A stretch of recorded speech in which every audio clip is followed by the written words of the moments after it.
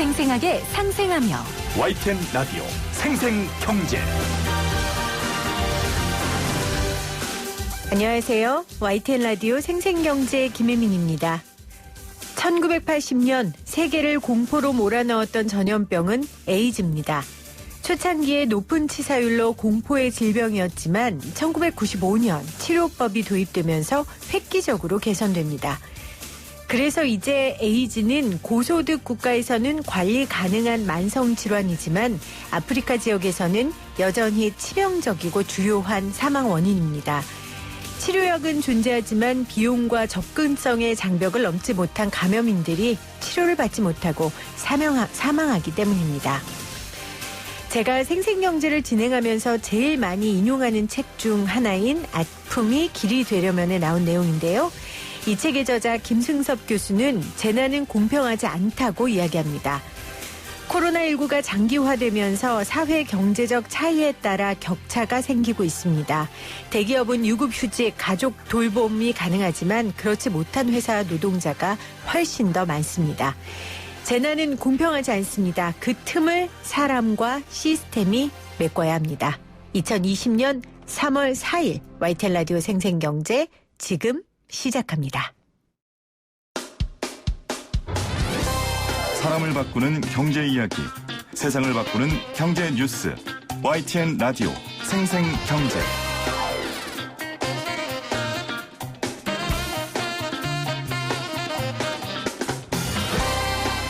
오늘 가장 뜨거운 경제 뉴스를 제일 생생하게 전해드리는 시간입니다. 정부가 코로나19 사태 수습을 위한 추경 규모를 오늘 오전 발표했습니다. 11조 6천억 원입니다. 2015년 메르스 당시 추경안을 넘어선 규모고요. 7년 만에 최대 규모이자 문재인 정부 들어서 네 번째 추경입니다. 그리고 밤사이 미국이 금리를 내렸는데요. 추경과 함께 우리도 금리 인하 카드가 나올 것인가 주목되고 있습니다. 상명대 경영학과 서지용 교수와 이야기 나눠볼게요. 교수님 안녕하세요. 예, 안녕하세요. 원래 지금 제일 바쁘실 때 아니에요? 3월 신학기? 예, 개강이 늦춰질 정도로 지금 코로나 사태가 상당히 심각한 상황이고요. 하루바삐 이제 좀 정상화돼 가지고 학생들하고 만나는 시간이 좀 짧아졌으면 좋겠습니다. 동영상 강의로 대체될 수도 있다는 얘기도 나오던데요.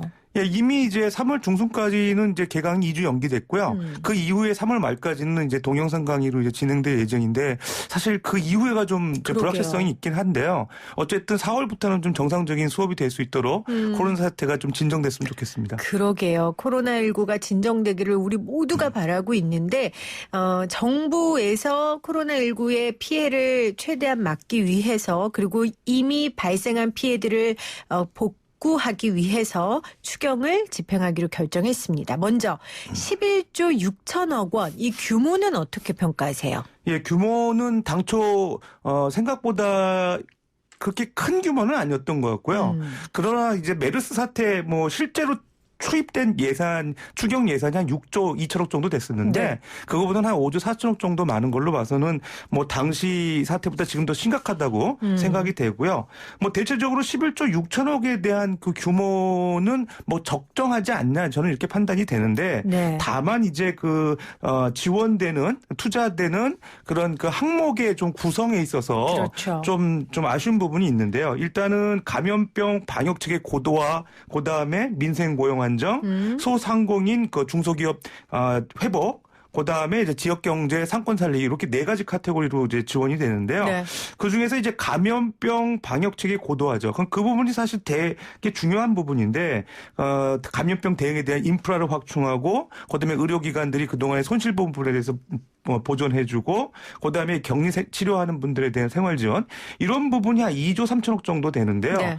이 부분이 전체 예산에서 차지하는 비중이 한 20% 정도밖에 안 돼요. 그러니까 사실 이게 어떻게 보면은 향후에라도 계속 투자성으로 이제 인프라 구축이 돼서 향후에 감염병이 확산될 때도 대응할 수 있는 그런 예산이라고 봤을 때 네. 나머지 다 어떻게 보면 일회성 소모성 경비 예산이라 가지고 과연 그 코로나19 사태에만 초점을 맞춘 예산인가 좀 의구심이 들기는 합니다. 자, 교수님의 설명을 제가 좀 정리를 해드리면요. 지금 코로나19 추경 규모가 11조 7천억 원입니다. 그런데 감염병 방역체계 보강 및 고도화 항목은 2조 3천억 원이고요. 민생고용 안정에는 3조 원, 소상공인 중소기업 회복에 2조 4천억 원, 지역경제 상권 살리기에 8천억 원을 도입했어요. 근데 교수님 말씀은 사실 감염병 방역체계 보강 및 고도화가 제일 급하고 코로나19에선 제일 핵심적인 항목인데 20%밖에 안 된다 전체 예산에. 나머지는 사실 요즘 경기가 너무 어렵고 정부에서 내심 추경 너무너무 원했잖아요. 근데 너무 일러서 말을 못했을 뿐인데 내심 이번 기회로 좀 경제 살리기나 이런 데에 사용하기 위해 추경을 또 밀어붙인 건 아닌가 이런 생각도 저는 들더라고요. 예, 그렇습니다. 사실 이 네 가지 카테고리 중에서 가장 그 말씀하신 부분과 이제 좀 유사하다고 생각되는 부분이 민생 고용 안정 부분이에요. 네. 한 3조 원 투입이 되는데 사실 이런 부분은 본 예산으로도 충분히 이제 커버할 수 있는 부분이고 이미 이제 513조 원이라는 이제 슈퍼 예산이 책정된 상황에서 굳이 11조 7천억 원이라고 하는 그 추경 예산을 민생 고용 안정을 위해서 별도로 쓸 필요가 있는지 네. 그 점은 좀 아쉬운 부분입니다. 물론 이제 죄송합니다. 그 코로나19 때문에 직접적으로 피해보는 부분에 대해서 지원하는 부분이 있을 수 있다고 얘기하실 수 있겠지만 어쨌든 본 예산이 상당히 많은 상황에서 별도로 예산 책정하는 데 있어서 감염병 방역체계 고도화의 비중을 20%밖에 안 두고서 네. 여기 가장 지금 비중이 높잖아요. 3조 원이면 민생 고용 안정에 가장 높은 그 이제 예산을 책정했던 거는 조금 궁금한 사항인 것 같습니다. 네. 지금 교수님이 말씀하셨어요. 513조 3천억 원. 이게 슈퍼 예산이라고 우리가 보통 부르잖아요. 이 예산도 굉장히 큰데 지금 추경을 하기 때문에 재정 건전성 문제가 없을 수 없다라는 이야기가 있습니다. 재정 건전성 악화는 그럼 자명한 겁니까? 이렇게 되면? 그 재정 건전성 그 기준을 보통 이제 그 GDP 대비 우리가 이제 국가 채무 비율 많이 언급을 하죠. 언론에서도 네. 얘기하시고 현재 한 39.8% 정도 되는 걸로 알고 있는데 실제로 이제 그 추경까지 포함해서 예산이 이제 그 올해 이제 시행이 된다고 그랬을 때 올해 연말에는 한 41.2%가 될 가능성이 있어요. 네. 그러다 보니까 일단 40% 임계치를 넘어간다고 하는 우려의 목소리가 나오고 있는 거죠. 그런데 이제 사실 뭐 OECD 기준으로 봤을 때 그리고 40%를 넘었을 때 뭐 위험하다. 그렇지 않았을 때는 덜 위험하다. 이런 기준은 없는 것 같은데 그럼에도 불구하고 우리가 그동안에 그 집행했던 예산이 국가 채무 비율의 그 어떤 기준에 봤을 때 과거보다 상당히 높은 수준까지 도달하는 거는 네. 재정 건전성이 악화되는 어떤 시그널로 볼 수 있는 것 같고요. 가장 그것보다도 우려될 만한 부분이 이제 그 적자 국채 발행 수준입니다. 지금 적자 국채가 올해 그 513조 슈퍼 예산 그 책정하면서 한 60조 원 정도를 이제 국채를 발행해 가지고 재원을 조달하고 있는 상황인데 네. 추경을 통해서 또 10조 원 줌을 더 10조 원 정도를 더 이제 발행해야 되는 어려운 상황이에요. 이런 것들이 결국은 이제 국가가 조기에 이제 갚아야 되는 빚이라고 봤을 때 결국 그 국민들의 어떤 세금으로 충당해야 되는 부분이 있기 때문에 사실 이런 부분에 대해서 정부가 좀 신중해야 되는데 국채 발행을 좀 너무 쉽게 하는 거 아니냐 이런 생각이 좀 들죠. 네. 지금 교수님이 뭐 여러 개념들을 같이 말씀해 주셨어요. 뭐 적자 국채 이야기도 해 주셨고 재정 건전성 얘기도 해 주셨고 하셨는데 결국 정부에서 돈을 더 쓰기 위해 빚을 내는 거고요. 근데 그 빚을 내는 비율이 사실 정부 스스로가 40%로 마지노선을 정했었단 말이에요. 근데 지금 교수님 말씀하신 것처럼 이번 추경과 여러 가지 적자 국채 발행이 되면은 41%가 된다. 예. 그럼 이제 그것도 넘어서는 거고요. 그렇죠. 맞습니까? 예. 네. 그렇게 되는 거고 이렇게 빚이 많아지면 결국은 국민들이 세금으로 감당해야 하는 거 아니냐. 이제 이런 말씀을 좀 해 주셨습니다. 자, 이런 우려에도 불구하고 편경한 추경이니 정말로 잘 쓰이도록 우리가 살펴봐야 하는데 교수님이 보시기에 이 부분에 왜 이 돈은 빠졌지 하는 부분이 있으십니까? 아까 아쉬운 부분을 좀 짚어주셨지만요. 예, 아까 실제로 말씀드렸던 가장 중요하다고 생각하는 감염병 방역체계 고도화, 그 내용 한번 좀 잘 살펴보면은요, 실제로 그 음압병실이 좀 모자른다 그래가지고 그 부분을 확충하는 거, 그 다음에 질병관리본부에 대한 기능을 좀 확대하는 부분, 감염병 전문병원 확충, 이런 내용들이 들어가 있고요. 사실 이런 거는 우리가 메르스 때도 이미 경험했던 거였는데, 그렇죠. 그때 왜 이런 그 투자가 이루어지지 않았을까 하는 그 궁금증이 생기고요.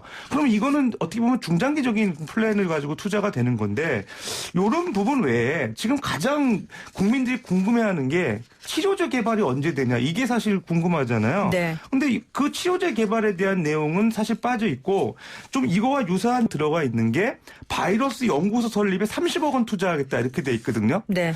바이러스 연구소에 설립할 때 인력을 보강하겠다는 얘기인지 아니면 설비를 투자하겠다는 건지 아니면 치료제 그 개발하는데 여러 가지 그 R&D 비용을 쓰겠다는지 그런 구체적인 내용이 없기 때문에 사실 어떻게 보면 알맹이 없는 좀 예산 계획이 아닌가 생각이 들고요. 네. 이거 기획재정부에서 발표했는데 질병관리본부라든지 그런 그 지금 방역대책본부하고 좀 협의해서 좀 구체적으로 그 치료제 개발과 관련된 어떤 비용에 이제 투자가 되는지를 좀 상세하게 이제 그 발표했으면 네. 좀 더 국민들의 궁금증이 해소되지 않았나 생각이 듭니다. 네.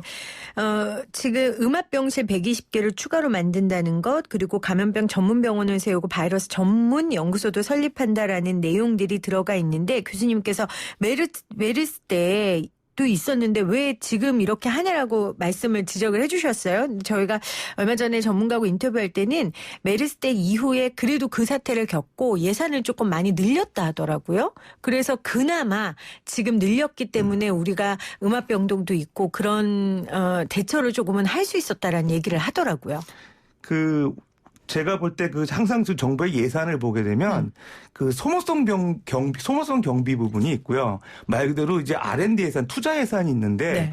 지금 보게 되면은 소모성 경비는 이제 뭐 저소득층 위한 뭐 쿠폰 발행이라든지 뭐 금융 지원해 주는 이런 부분들인데 사실은 인프라 구축하고 어떤 기능을 강화하는 거가 사실 미래를 우리가 좀 그 기능을 좀 순기능 확보하기 위해서 네. 투자한다고 봤을 때 그런 예산들이라고 봤을 때 이게 너무 적다는 거고요. 오히려 어떻게 보면 과거에 투자한 거 이후에 그러면 지금 증감분이 이 정도 된다고 얘기할 수도 있는 건데 증감분치고는 사실은 좀 비중이 큰 것 같고요. 과거에 상대 투자했던 거에 비하면 메르스 때 예. 오히려 제대로 이 부분에 대해서 투자가 됐다면 예. 이번에 2조까지 안 해도 됐을 그렇게 텐데. 크지 않을 것 같거든요. 오히려 그렇다 그러면 인프라 다 구축돼 있다 그러면 오히려 백신이라든지 치료제 개발하는 데 더 집중해야 되는 거지. 네. 항목들은 거의 비슷하거든요. 그런 측면에서 그게 과연 증감되는 부분에 대한 예산인가 조금 궁금하네요. 네. 자, 이제 다시는 이 코로나19 끝나면 이런 일이 안 일어났으면 좋겠지만 사람 이름 모르니까 또 만약에 이런 전염병 같은 사태가 났을 때 이번 추경에 대한 평가를 분명히 할 겁니다. 그렇겠죠. 지금 우리가 메르스 때 추경을 평가하는 것처럼 교수님이 그때도 좀 눈을 부릅뜨고 보셔서 네. 잘 11조 7천억 원의 효과를 추경이 볼 수 있도록 여러 전문가들의 의견도 좀 정부에서 함께 들어주셨으면 좋겠습니다. 자, 오늘 추경 관련된 이야기 지금 상명대 서지용 교수와 이야기 나누고 있는데요. 교수님 오셨으니까 간밤에 미국의 금리 인하 소식이 들려왔어요. 저는 조금 갑작스러웠습니다. 이게 코로나19 사태 때문이었을까요? 예, 전격적으로 미 연준이 FOMC 회의를 통해서 0.5%포인트라는 이제 예상치 못한 금리 인하를 했는데요. 네. 좀 배경은 한 세 가지 정도 있을 것 같습니다. 첫 번째는 이제 그 경기 둔화 가능성에 대한 선제적 차원인 것 같아요. 원래 네. 그 연준의 FOMC 회의는 3월 17일, 18일로 양일 예정돼 있었는데요. 전격적으로 3월 3일 날 이제 시행이 됐고 그 회의에서 0.5%포인트라는 건 상당히 이제 글로벌 금융위기 이후에 그 규모폭이 크거든요. 인하폭이 큰데요. 네. 첫 번째 경기 둔화 가능성에 대한 선제적 차원이 있습니다. 그러니까 그 트럼프 행정부에서 항상 공약의 3% 올해 성장을 달성하겠다. 이런 얘기를 하고 있는데 3% 성장이 사실 물 건너간 상황에서 그나마 코로나19 사태 때문에 경제 성장률이 더 하향 조정되는 거를 선제적으로 좀 방어하기 위한 조치가 아니었나. 현재 지금 전 세계 이제 신용평가 기관이라든지 성장률 전망 기관들에서는 미국 경제 성장률을 한 2.3% 정도로 예상하고 있거든요. 네. 그런 거에 대한 대응책이 아닌가 첫 번째 생각할 수 있을 것 같고요. 네. 두 번째는 최근 증시 침체에 대한 그 부수 조치라고 볼 수 있겠습니다. 쉽게 얘기하면 증시 부양책인데요. 다 알다시피 다우존스 제조업 지수 같은 경우 최근에 3,600포인트 이상 급락하면서 소위 말해서 이제 증권 시장이 폭락하는 수준이거든요. 네. 그런 거에 대한 이 투자자 불안감 그런 걸 또 해소하는 차원에서 금리를 전격적으로 인하하지 않았나 이런 생각이 들고요. 세 번째 같은 경우는 현재 그 트럼프 행정부의 요구에 좀 부응하는 측면이 있었던 것 같아요. 지금까지 근데 버텼잖아요. 예. 근데 이제 그 트럼프 행정부의 요구가 좀 구체적이고 연준에 대한 압력이 좀 강했던 거 아닌가 생각이 되거든요. 네. 그 실제적으로 이제 트럼프 행정부에서 트럼프 대통령이 뭐라고 얘기를 했냐면 연준의 금리 수준이 너무 높다. 연준이 이제 전 세계 이제 금리 결정하는 기관 리더가 돼야 되는데 그렇죠. 그런 역할을 못 한다. 이제 사실 말해서 맹비난하고 있거든요. 그러면서 제롬 파월 의장이 경제 정책의 하나의 수단을 갖고 있는 연준으로서 적절한 대응을 하겠다. 이런 시사를 한 거에 비해서 사실은 연준이 금리 인하할 가능성이 있었는데 그게 시기가 너무 앞당겨졌고 컸다는 게 사실 주목할 사항이죠. 자, 시기도 앞당겨졌고 그 폭도 컸다. 보통 0.25%포인트씩 금리를 조정하는데 이번 같은 경우에는 0.5%포인트 인하했고요. 그 배경을 세 가지로 얘기해 주셨는데 두 번째가 이제 증시 부양책의 일환이었다 하셨는데 그럼에도 불구하고 미국 주가가 폭락했어요. 이거 예, 어떻게 그렇습니다. 받아들여야 돼요? 예, 그거에 대해서 이제 궁금하신 분들이 많은 것 같아요. 일단 결론적으로 얘기하면 금리 인하라는 통화 정책만으로는 투자자 불안을 해소하지 못한다는 거죠. 과거에 금리 수준이 높았을 때 금리를 0.25%포인트라든지 0.5%포인트 낮출 때는 그게 사실 금리 효과가 인하 효과가 있어요. 근데 지금 우리나라도 그렇고 전체적으로 지금 1% 수준밖에 안 되거든요. 지금 1.25에서 지금 1%에서 1.25%포인트 낮아진 거잖아요. 미국 같은 경우.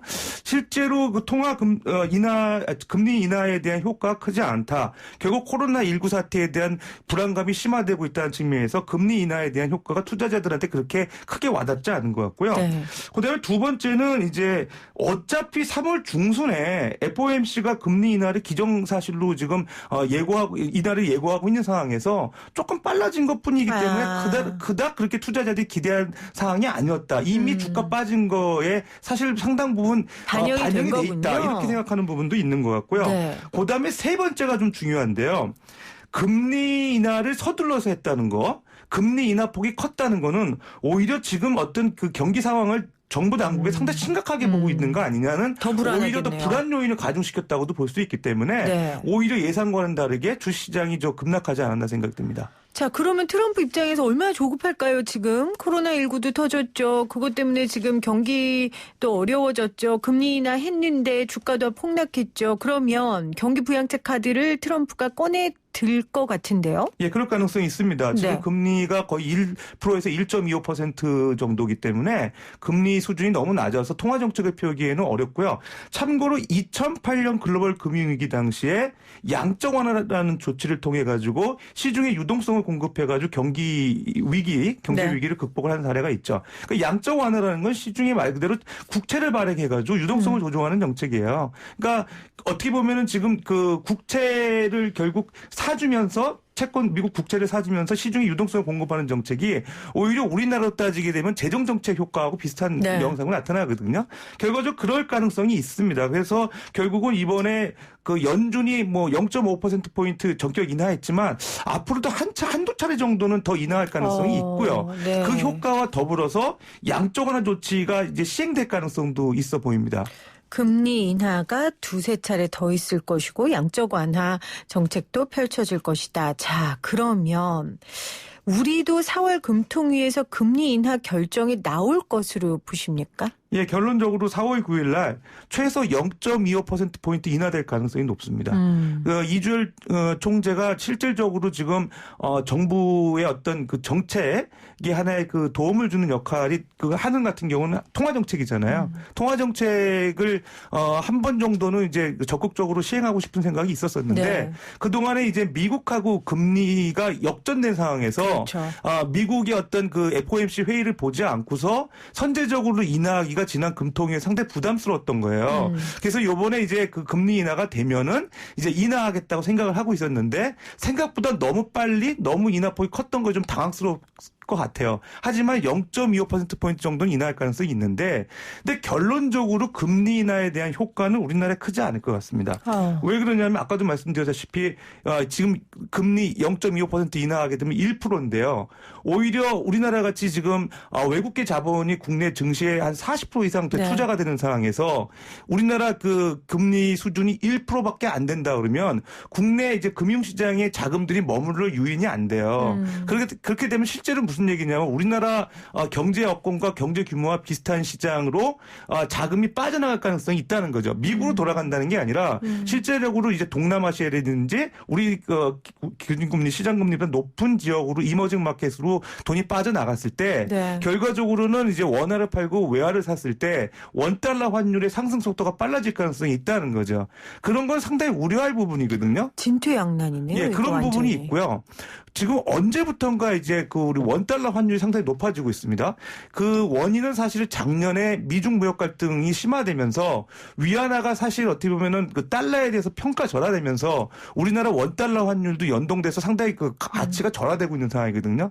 그런 상황에서 상당히 이제 원달러 환율의 지금 그 상승 가능성이 높은 상황에서 결국 이런 것들이 이제 외자 지금 그 유출되는 그런 불안 요인도 있고요. 또 다른 하나 요인은 그 부동산 자금으로 흘러 들어갈 가능성도 있고요. 그렇죠. 금리가 내려가면. 예, 대출 많이 받기 때문에 부동산 자금으로 유입될 가능성이 있는 데다가 최근에 또 부작용으로 나타나는 게 그동안에 장기 동안의 저금리 기조가 이어지면서 고위험 상품에 대한 투자로 인한 여러 가지 금융사고들이 많이 생기고 있는데 이런 것들이 부작용으로 나타나고 있어요. 그러니까 실제적으로 이제 시중에 유동성을 공급하는 효과로서는 이제 별 작용을 못 한다는 거죠.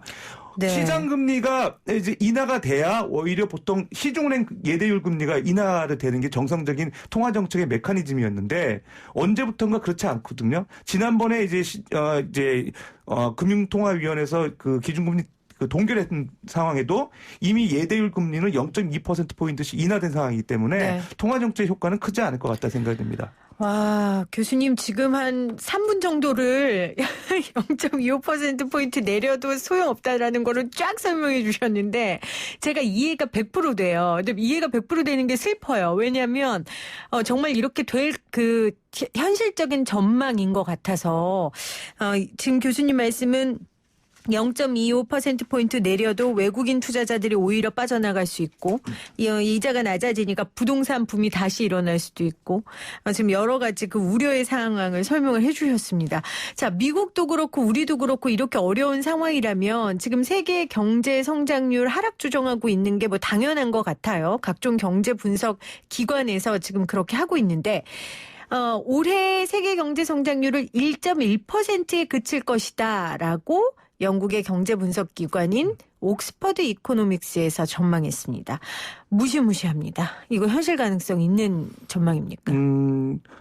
어느 정도는 가능한 시나리오일 수 있는데 전제가 있습니다. 코로나19의 그 팬데믹 현상이 상당히 지속되고 심화됐을 가능성이 있는 거죠. 최악일 상황. 근데 대체적으로 보게 되면 1분기에 대한 전망은 지금 현실적으로 내놓고 있습니다.